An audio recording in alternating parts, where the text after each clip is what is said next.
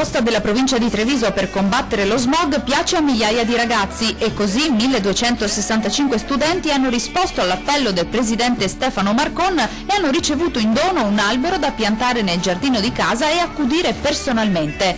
Coinvolti 19 istituti superiori di secondo grado della provincia con la consegna delle piantine di bagolari, tigli, carpini ed aceri che è iniziata al liceo artistico di Treviso. Tutto nasce dal Friday for Future di marzo, dove ho visto una grandissima partecipazione dei giovani e ci siamo interrogati come renderli partecipi attivamente a quel momento di protesta e siamo andati avanti con una proposta: doniamo un albero ad ogni ragazzo che ne fa richiesta, che se lo pianti a casa, che se lo curi, che ne abbia cura. E così anche le piante che oggi ci vengono consegnate saranno studiate dai ragazzi del corso di architettura e ambiente per trovare degli oggetti di arredo sempre ecocompatibili e attenti all'ambiente dove collocare le piante nel proprio giardino.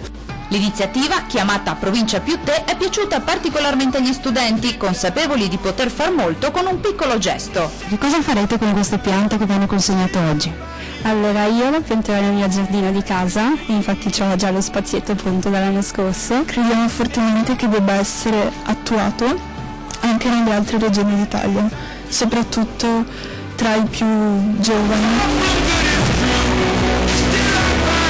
Dal liceo artistico al liceo classico Canova qui a Treviso per regalare altre piante agli studenti. Altre 56 piante voraci di CO2 ed è un secondo step rispetto a quel progetto appunto a cui facevo riferimento prima. Bella la partecipazione indipendentemente dalla formazione della scuola, partiamo da 2 licei ma abbiamo avuto una risposta eterogenea. Quando ci sono gli enti a fianco di altri come dire, soggetti, in questo caso gli studenti, facendo sinergia, facendo lavoro di squadra, si riesce a far sì che 1 più 1 non faccia 2 ma faccia 3. Contribuiamo concretamente a rendere l'ambiente migliore, l'aria più pulita e respirabile. Spero che questa cosa progredisca poi nel tempo, che si migliori sempre di più e che ci siano molte più persone che prendano esempio da noi e da quello che facciamo. Per esempio io non ho un giardino, però l'ho preso lo stesso l'albero perché secondo me è un passo importante. Un vero e proprio bosco diffuso per ridurre le emissioni di anidride carbonica e l'inquinamento in generale. Questa è ovviamente la missione più importante della scuola, dare dei valori